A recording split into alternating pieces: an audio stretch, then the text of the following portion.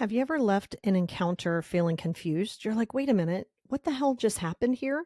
Well, that's a manipulator's key to control. So, we're going to talk about that today, why manipulators love confusion. We're going to talk about the science behind distortion and doubt right now. Let's go.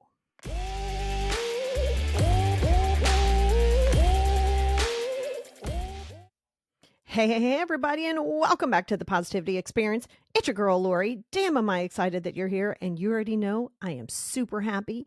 I am thrilled. It is September and I am ready to roll. Give me the holidays, give me Halloween, give me Renaissance fairs, give me bonfires. This is my season. And the interesting thing about that is there's a lot of people like me who find that their best time of mental health is the fall. So that's another reason why I fall in love with it. Over on Patreon today and every week, there is going to be a worksheet that's going to go hand in hand with this. It's very helpful because it gives you a starting point. For me personally, I can listen to things, I can see things, but I really need a good starting point to kind of put me on the yellow brick road, so to speak. So if that's your jam, pop on over to Patreon, patreon.com/the positivity experience. And if you go to my website, which is now revamped, your girl did that, you're going to find your free letting go workbook. There's a little tab right up top that'll take you right there. You can find that also at the Positivity Experience, just like this podcast. You know what's interesting before I jump into this? Last week, or I'm sorry, not last week. I'm recording this a little bit earlier than what you're hearing it.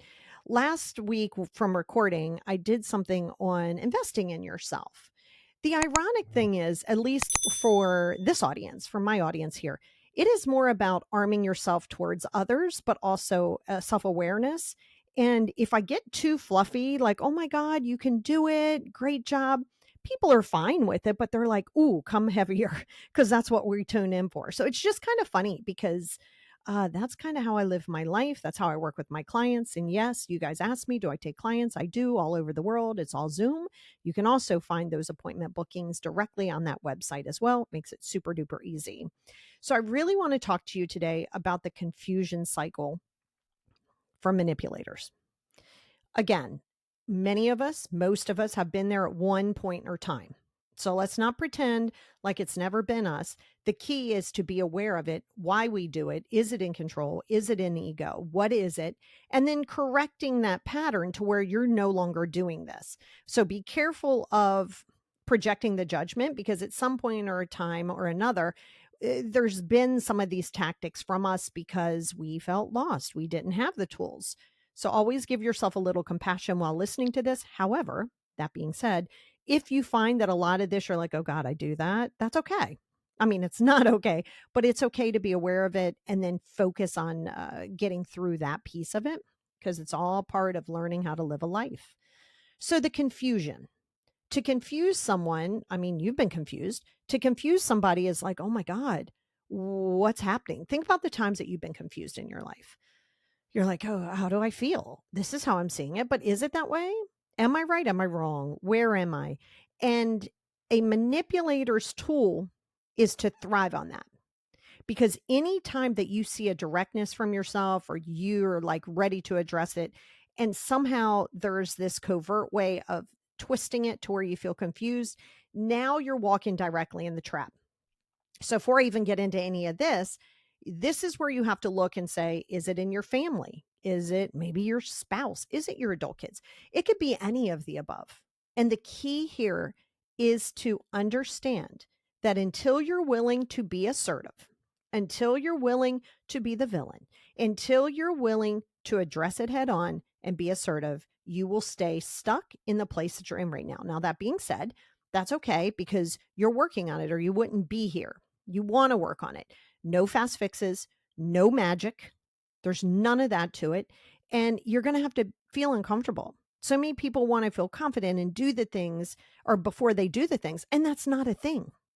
The only way to gain confidence and clarity is to be uncomfortable. That's it. And then do the actions. When, however, they are confusing you, that is a deliberate tactic. That's not an accident. And it's going to be phrased in ways that's going to make it seem like, oh, okay, they're just trying to help. Or they're showing me a different direction because that could be better for me. No, They're showing you that different direction because they want to control the narrative. So when there's distortion, and we'll talk about that in a minute, but there is an entire podcast I did several months ago. If you go down the episode titles, you'll see one that talks about cognitive distortion. Make sure to go back and listen to that too if you have opportunity and time. Go back and listen to that, because most of these podcasts are all going to go together. And anything that we talk about, they're going to mimic another podcast that I did, so you can get a lot of the clarity to it. They are also contradictive. When you find the manipulator, they will be contradictive. They will say one thing, do another. You're like, okay, what the hell is happening here? But they want to also project that onto you, to where you feel like, oh man, am I contradicting myself? They want doubt. Because if you're a confused person, it is way easier to control you. Now, if you're determined, if you're like, I'm absolutely not coming to whatever the event is, okay, you know you're not coming. There's no time for them to distort anything. And that's where a direct response of, I am not engaging in this manipulative behavior. That's the thing. And if this continues, I will reevaluate the relationship. Are you willing to set that boundary? That's not rude, that's direct. And if we've gotten to that point where we have to utilize that sentence and that boundary, we should have been there anyway.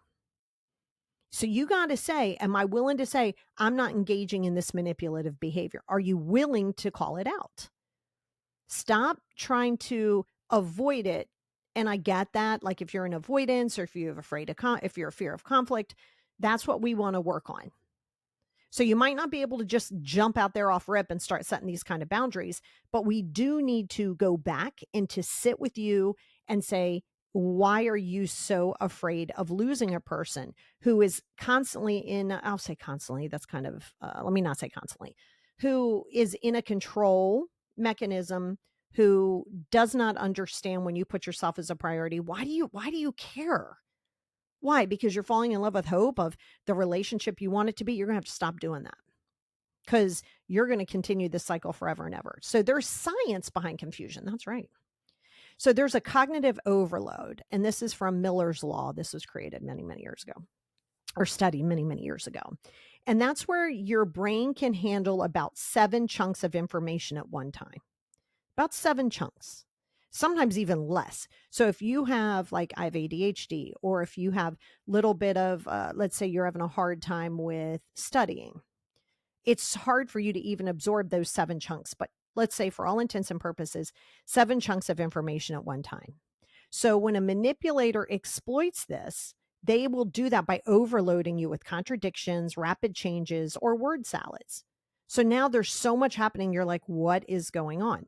So that's where it's going to result for you would be shutdown, compliance, or surrender. Shutdown, compliance, and surrender. That right there, I could just end the podcast right there. Everything that a manipulator with confusion wants to do are those 3 words: shutting you down, compliance, and surrender. Done. So if you know this, now this is where we want to work on your emotional regulation, dysregulation to be regulated, or to start being regulated, where you're not activated as much by this behavior because you see it. Any of my stuff, whether it's here, short form, personal sessions, it's always going to be geared to arm you with the knowledge of what is going on. Not why does somebody do this, although that will tell you that.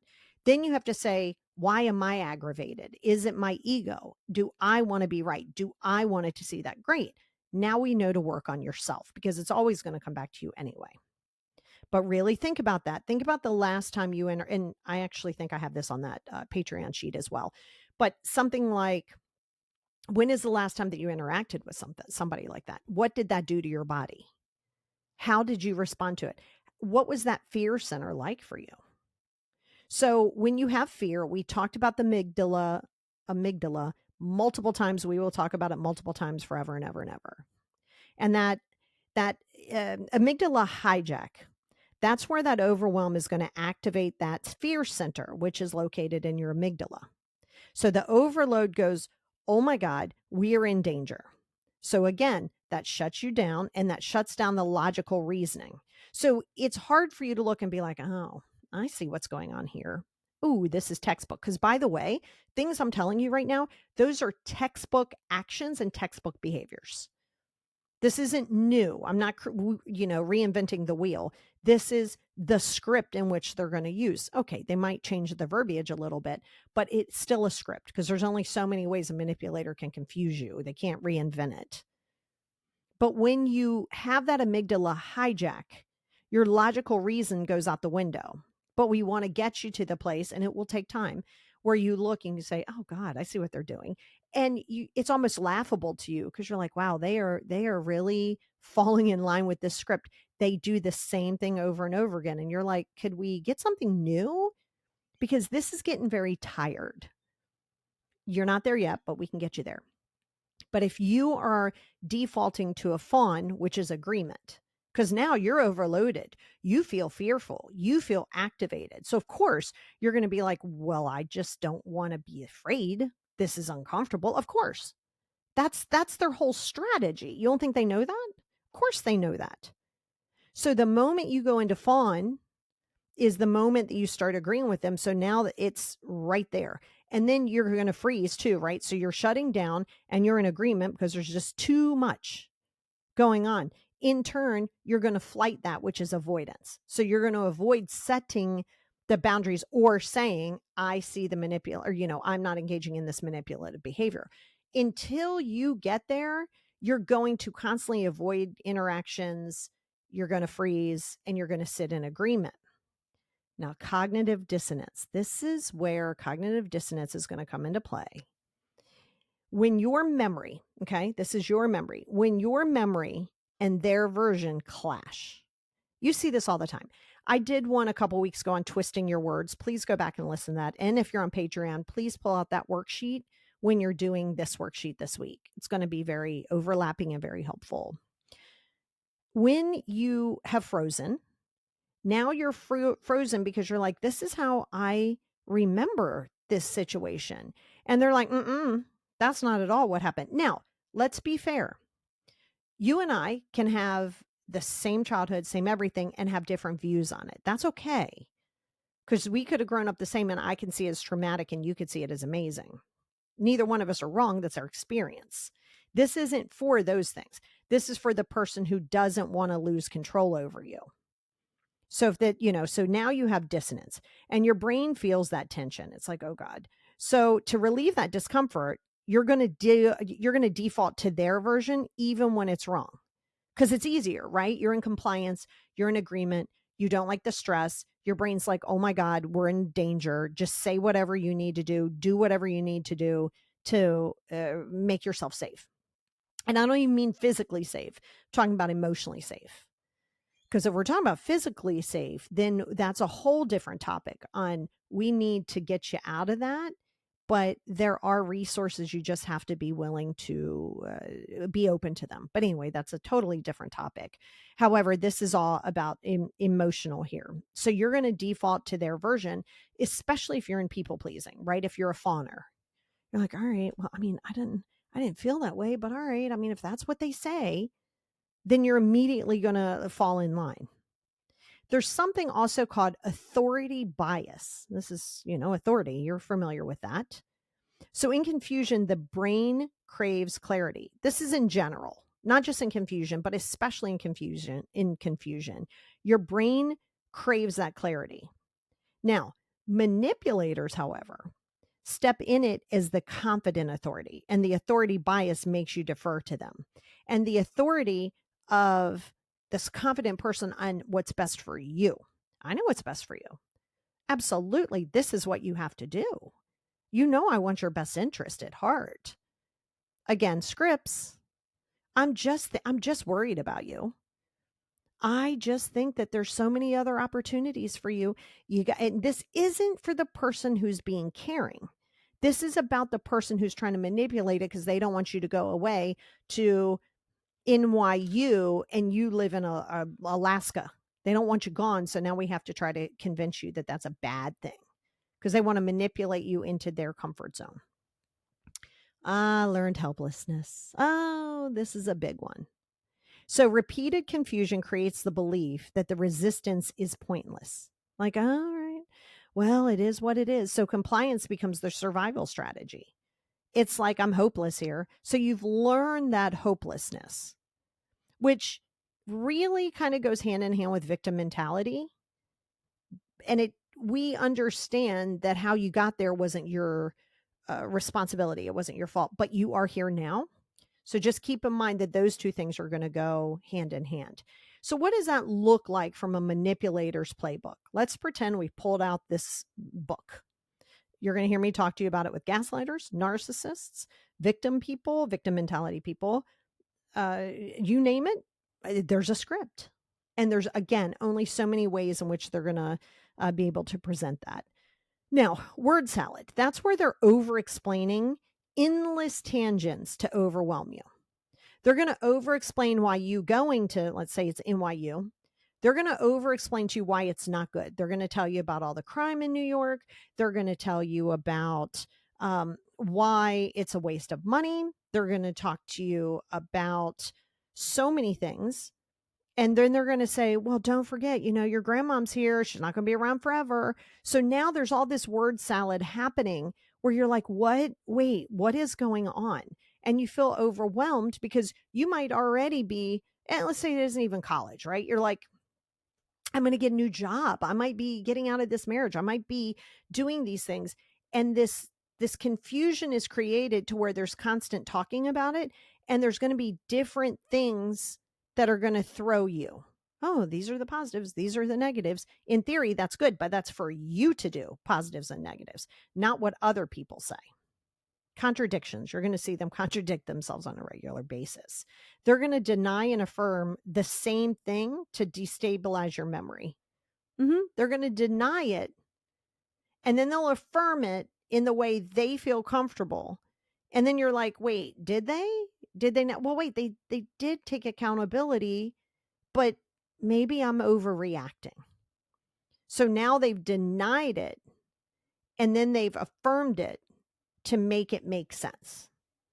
So this is a standard practice. So if you've ever experienced a manipulator doing this, think of it, maybe it's your mom, maybe it's the boss, maybe it's the spouse, maybe it is the adult kid.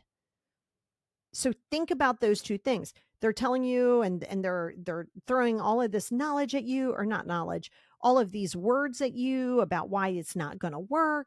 And then they're saying, and then you say to them, well, you told me not to go. And they're like, well, I didn't tell you not to go. And then 5 minutes later, they're like, well, it's not that I told you not to go. I'm just letting you know why it's probably not a good idea for you to go. Isn't that the same thing? So that's where that push pull in your mind goes, wait, maybe they're okay. Yeah, they're right. They're just trying to help me. The whole idea when you're dealing with a manipulator causing confusion is to say, can I do this without them? I don't know. I think I can. Can I? I don't know. And don't think that they can't see that. When a person sees somebody's growth, when a person sees somebody coming into their own, they don't like that. So they're going to throw that confusion at you. And they're going to have that selective memory. You ever have people have selective memory? I know you do. So they conveniently forget the promises or commitments to shift that burden onto you. You think, what? Well, like, I don't understand. But yet they can remember something 5 years ago that they did, or 5 years ago that they did for somebody because they chose to do it. So that contradiction on top of the selective memory. And then if you're in a place where you're not in there's no such thing as a complete healed state, but let's say a healed state where you're just kind of working on upkeep and learning a little bit more about yourself, this is where that confusion comes into play. So when they're contradicting it contradicting it and then have selective memory behind it, it really does make you feel crazy. It can really make you feel like, oh my God, what's wrong with me? And then don't let there be two manipulators in the same house or two manipulators together, especially if it's a gang up kind of thing, because the whole idea is to make you feel so confused that you're bendable. Think of it as like Play-Doh or silly putty, where they're making you the version of you that they want you to be. And here's the funny thing about that. If they change what it is that they want from you or what they think that they need from you, well, they're going to remold you into something else. And then you're going to think, oh, look, they do care. They're bringing me along their journey. No, they're just keeping you on a leash because at the end of the day, that's what it is. And they're always going to, this is a redirection. They're going to flip that focus back on you. The real problem now becomes you. The real problem is why you're not listening. So it's not even about all of this bullshit that they just did, all this contradiction, all of these contradictions that they just did. It's your fault. These are the taking away the manipulation piece of it for, well, it is still a manipulator. These are the apologizer than the butters. Oh, well, that's fine. I'm so sorry that I said that and did that. But you, okay, walk away, hang up the phone. Not, but you made me, not, but you did. No.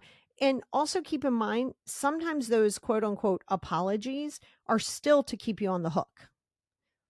You ever find those people who apologize because they got busted? I don't even mean like cheating or anything, just in general. They were never going to have culpability. And then you were like, oh, and they're like, well, yeah, I did. And then they go, well, I did apologize. You only apologize because you got busted. Calm down. Simmer down, go sit down. But again, if you're not in that place, because I'm going to tell you, you got to be strong and confident in the fact that, hey, it is what it is. They might run around town smearing your name. Don't engage in it. It's going to be what it's going to be. Don't engage in it. But of course, you could just say, I'm done with them completely and just go up to the mountains and never talk to humans again. Do that. But the reality is you can't do that in day-to-day life with everybody. So once you realize it, now, here's where you drive yourself crazy. Why are they doing that? Why would people do that? Why are we worried about that? Why are we worried? I'm telling you why they're doing it. Remember, a narcissist and a manipulator are some of the most insecure people on the planet. Yes, the narcissist too, especially the narcissist. But when you sit there and you say, okay, I'm going to address this, be okay with leaving them. Be okay with them leaving. Be okay with you leaving them. Because then we get into attachment. Go back to the attachment theories podcast probably over a year ago. And then there's like this faux concern. That's the control described as care. I'm only saying this because I care. No. And see, this is where people go, but I do care. Okay, you can care, but are you trying to manipulate it for the person to change or to see it from your perspective? Because this is what makes you feel safe. Hard pass. Hard pass. So if you find this happening, and let's say somebody says, well, I'm only saying this because I care. You could come back to them. Again, you got to be willing to be assertive though. Because see, if we've already gotten here with them, they've been doing this for a long time. This is their whole way of communication with you. So let's say that they did say to you, I'm only saying this because I care. And then that's where you can say, I am making my own decisions. If I need input, I will let you know. Hear that? Be willing to use that, because the only way that you're going to stay around and hear the belly aching and the I can't believe you said that is if you're available. Stop making yourself available. Hang up the phone. Walk away. Walk away. Hang up the phone. They can only debate you if you're in the room. And the moment they start debating you, or they kind of like, quote unquote, invite you into their arena and you walk in by debating, you have now fallen right into their lair. Right into their lair. So that's just a few of the playbooks, or of the playbook, because at the end of the day, that's really what it all rolls down to anyway. So why does the confusion hook us? Why do we get hooked on that? Well, uncertainty is more stressful to the brain than predictable pain. So if you know someone's going to roll out, let's say you know you're in this relationship, whatever. You're like, oh my God, this is terrible. This is going to be so painful. Oh, I don't like this. I'm uncomfortable. I don't want to hurt somebody. It's this like pain. You're overthinking it. You're overwhelmed. Now, even though the confusion is scary, the uncertainty is scary, you might have a little fear, but it's not going to be as quote unquote painful as that perceived pain and that predictable pain. Because realistically, if you're the one exiting a relationship, there's probably going to be a level of hurt. Make sure you do that. Hurt the shit out of them, because when you're hurting them, you're freeing them up to go find something and someone better. So you're so afraid of hurting them that now you're becoming manipulative yourself by staying in a relationship because you're afraid of hurting them. Hurt them. They will be okay. They got to go through their hurt. You got to go through your hurt in order to be free to go find something better. So don't do that thing, and don't let yourself beg somebody to be with you, because then they're staying with you out of pity and you're hurt anyway. So when they roll out and leave, be hurt. Feel that pain, work on the attachments, fear of abandonment, fear of rejection. Let's work there. Go through that pain. Glad you got it, because that's how you're going to heal. And now you're going to have more confidence. You're going to have the tools. You're going to have all of that. So you got to go through that pain in order to get on the other side, because that's where you're going to learn the tools. The same thing with them, just kind of side note. Now, humans crave closure. This is a biggest issue that so many people have. I need to know why. You don't. I need the apology. You don't. The only way that you would need that is if for some bizarre reason you guys are going to stay in each other's lives. Then fine, some clarity, some culpability, some accountability, and then change behavior. However, if a relationship is over, or if somebody says no, or they don't, whatever, you don't need closure. Do not allow yourself to be put in a position to where you got to give somebody closure to the level that they want it to be, because then they're controlling the entire narrative. So manipulators are quick to resolve that from their version of closure. Don't think that they don't know that you need that. So they're going to give you this weird level of closure. It's a weird level because they're going to tell you, well, this is why I did that. This is why I did that. This is this level of closure. And now you're left to think, oh, God, did I cause that? Oh my God, I can't believe I did that. So the closure that you're seeking will be the closure that they're providing for you based on where they are, so they can control the narrative. You don't need the closure. The closure happened the moment that the person left, or the moment that these things happened. That's your ego. And it's also the brain genetics. Like, that's how your brain operates. So this way, that predictability is easier to kind of latch onto. Shame wiring. Oh God, we've talked about shame multiple times. Control described as care, right? And now let's say that you don't go into that. That's that faux concern. Now there's this weird level of shame. Being wrong feels unsafe. First of all, wrong is relative. Wrong is relative. But being wrong feels unsafe. So you are yielding to avoid that conflict, that shame. You can only be shamed if you allow yourself to be shamed. No one can shame you. They can attempt to. They're trying to shame you so you can be in compliance. They're trying to shame you to say what a terrible person you are, because that's going to chip away at your insecurities or confidence, I guess. So it's chipping away at that to engage and promote those insecurities even further. That's the part that they're looking for. I'm literally giving you the script and the science behind it. This is where you got to say, I don't need to know why somebody does it. It doesn't matter. What matters is, why are you dealing with the bullshit in the first place? Why are we still here? Why are we still here?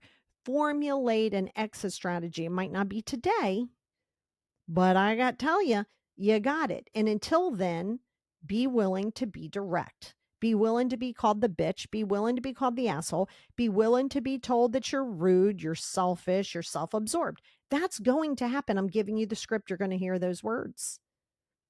So until you're ready to say, I matter more than their comfort, and I don't need to be confused by these people who are so insecure that they need to manipulate somebody else, well, then you're going to get stuck in this little vortex that you're in, but you don't have to stay there.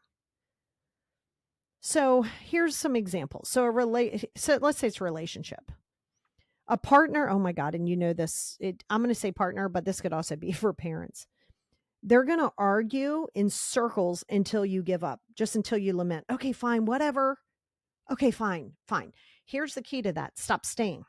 Stop staying in the proximity. Hang up the phone. If they continue to talk in circles and you're sitting there, and here's the thing, if somebody's tracking you, following you around the house, that is a massive red flag that it is time to formulate some kind of a plan, because we're going to need to distance from that, like as soon as possible. Don't allow yourself to be in that position.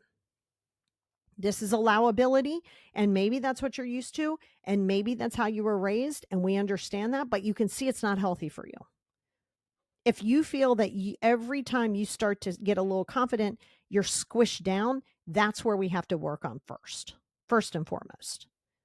Now, let's say a boss gives you a conflicting deadline, then blames you, and that's increasing dependence on you. This is where, and I've used this before, and many people have said it was very helpful, so I want to give it to you again. This is a work scenario. Really, I guess at home scenario too, but it matters more at work. Your boss, like I said, your boss gives you a couple different assignments, and then you don't get the one that he wanted in before the other one. Now, somehow or another, you're wrong, and you're like, oh my God, now you have even more dependence there.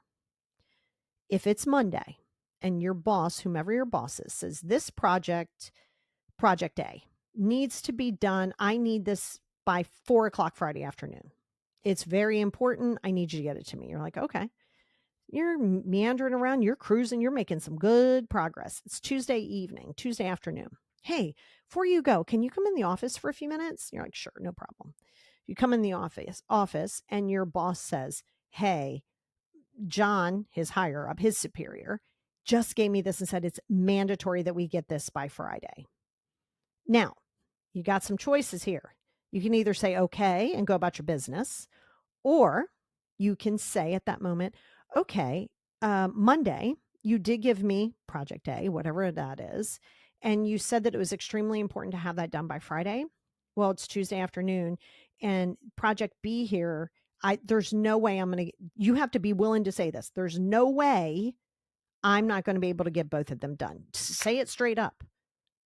There's no way I can get both of those done at the same time for the end of the week. Which one should I be working on first? Because the second one isn't going to be done till probably midweek next week. See how that works? You put it back on them. Then they go, yeah, you're right. Well, let's stick with project B because John said he needs that. That's fine. Just get me project A as soon as you can. Now, you have that. Now, I also would follow that up in an email. Hey, thanks, Bob. Hey, Bob, good. Thanks. I just want to clarify this week. I'm going to make sure that you have the project B by 4:00, and project A, I'll try to make sure that that's wrapped up for you Wednesday at 2. Now you're accountable. You are showing, okay, I ain't doing this. I can't do them both. You're taking the ownership and you're putting it back, and now it's in writing. Bam.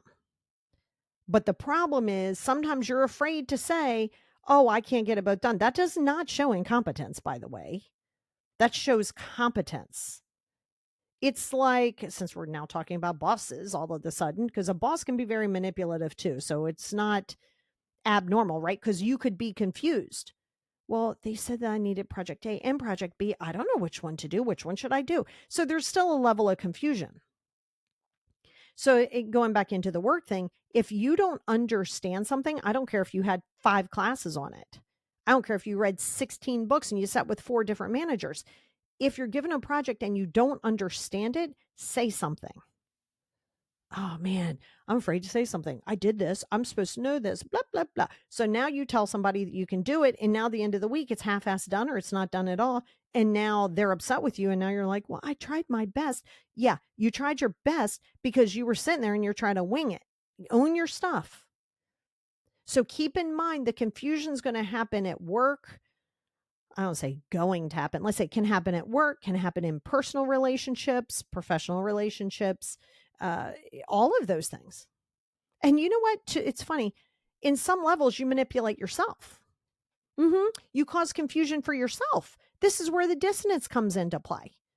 So you're manipulating yourself by allowing the excuses to step in, because then you're making this choice to say, okay, this is why I'm doing this, even though you want something else, creating dissonance. It's really bizarre, right? That's how we are as humans.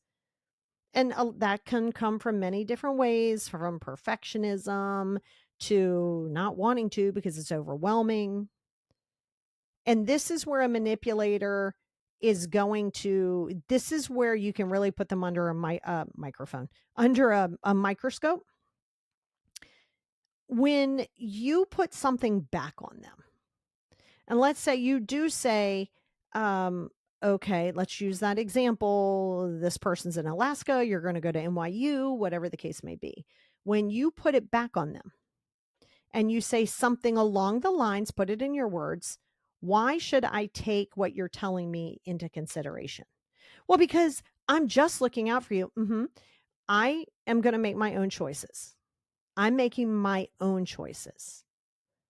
So this is where you have to be assertive. You say, I'm not going to engage in conversation with you if you're going to keep trying to manipulate my choices. Use the words. And that's okay if you're uncomfortable with it right now.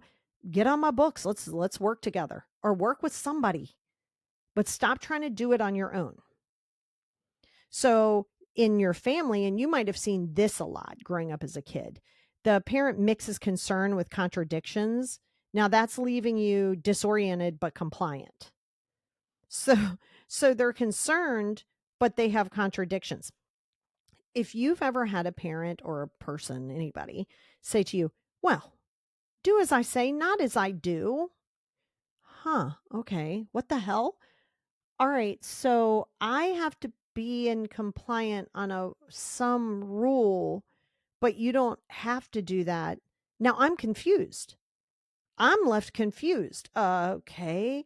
Well, what? Okay. I'm being told this, but that doesn't make sense to me. And then you're second guessing yourself and going, oh my God, am I wrong? Like, am I wrong for saying something?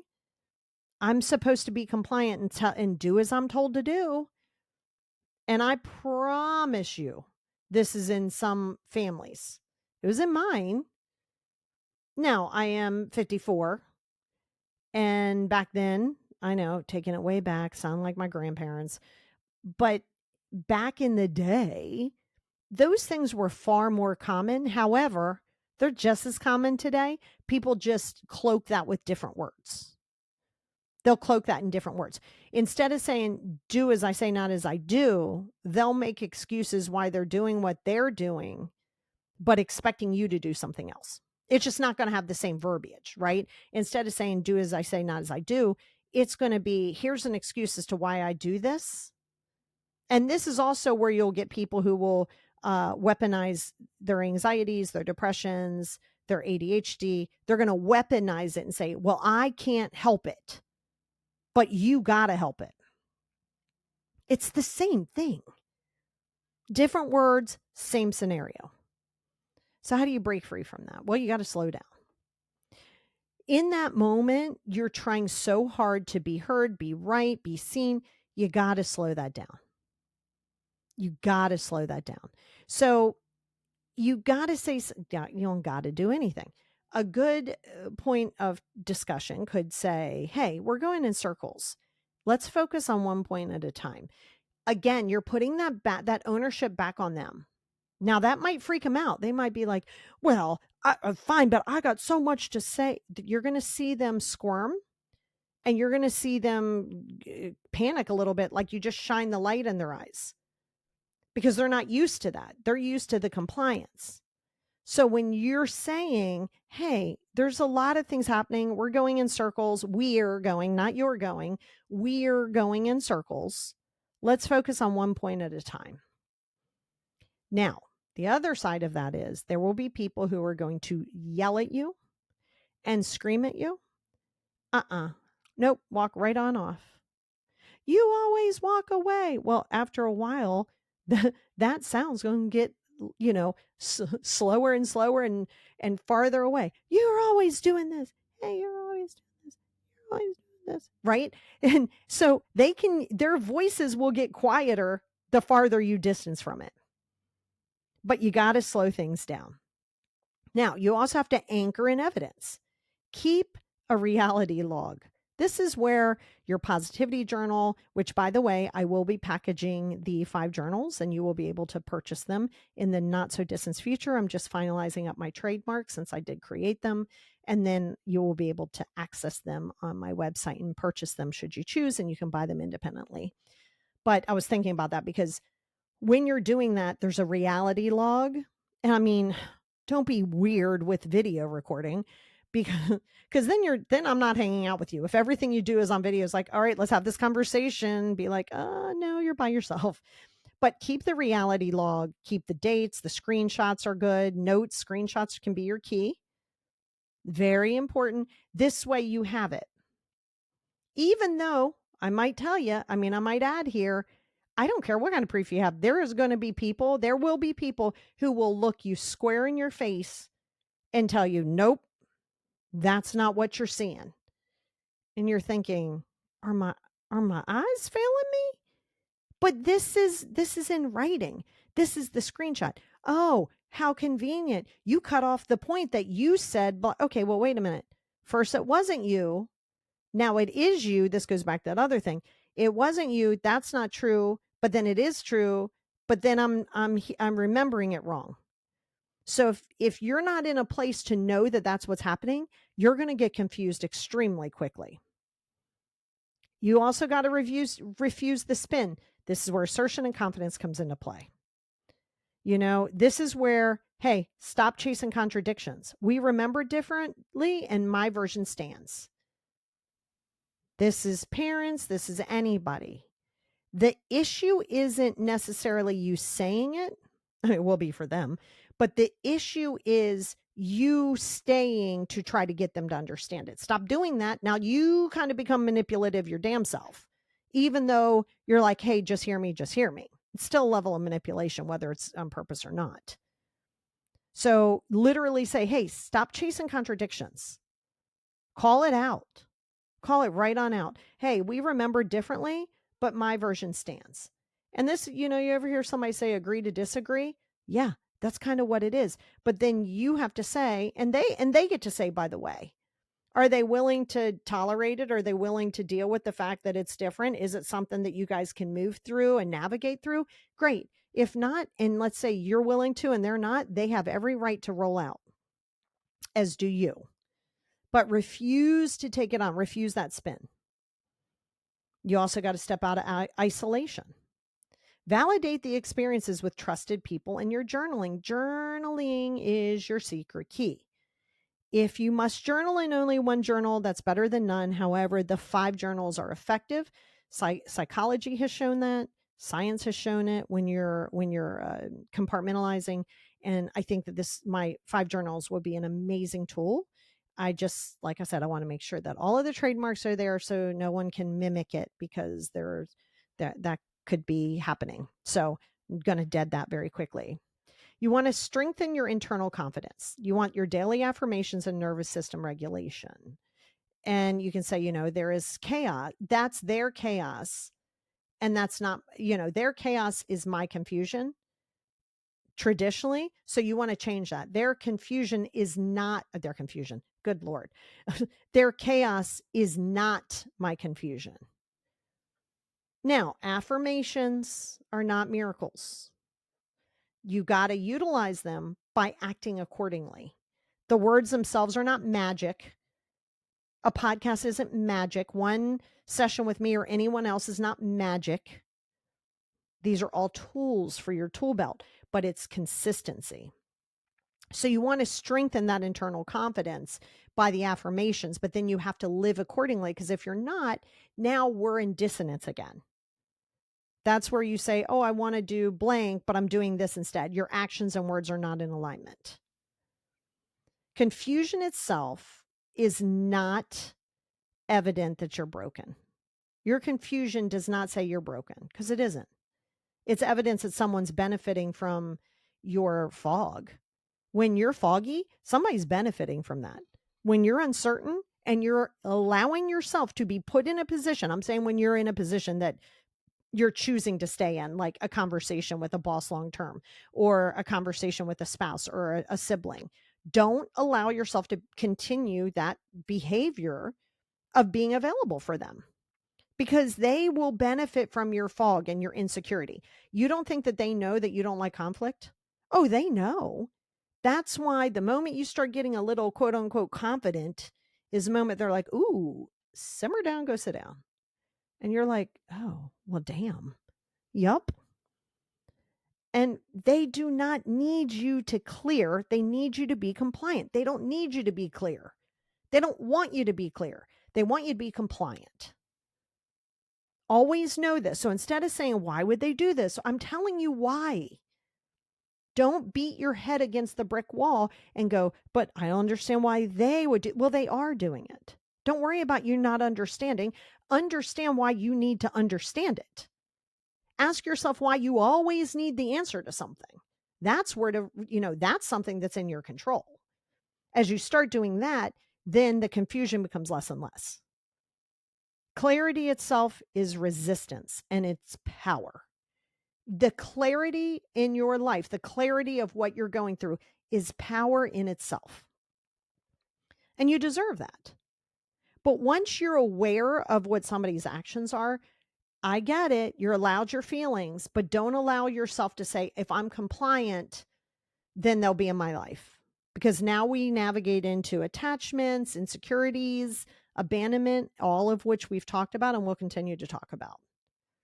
But now that you have the playbook and you understand why they're trying to confuse you, that's where you say, am I willing to address it head on? And if you're not yet, and that is okay, we want to work on that piece of it. And then from there, each one of these tools that I've given you, you just already have the building blocks. So we just have to piece them together to where you really soar and excel. But we need a strong foundation first, and that's going to be you working on yourself. So don't rush the process, but you have this for when you need it. And you can say, ooh, I see exactly what's happening.